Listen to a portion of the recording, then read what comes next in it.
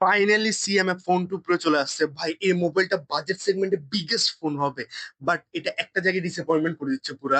কেন বলতেছি বুঝাচ্ছি। ওকে, সিএমএফ ফোন ওয়ান এর একটা বিগেস্ট হাইপ ছিল যে এই চেঞ্জেবল ব্যাগটা।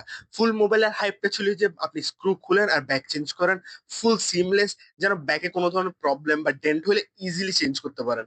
But sadly and truly CMF phone টুতে এটা পসিবল না।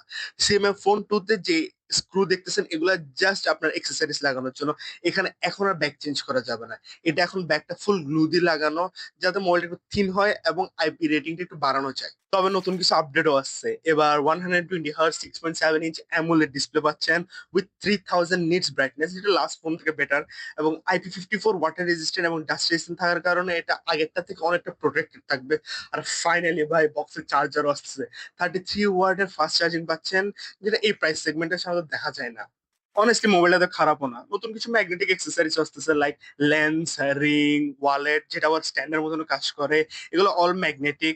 এবং এগুলো লাগানোর জন্য আপনাদের ফার্স্ট অফ অল মোবাইলে একটা ব্যাক শেল লাগাইতে হবে, যেটা স্ক্রু দিয়ে লাগাইতে হবে। দেন আপনি ম্যাগনেটিক ইউজ করতে পারবেন।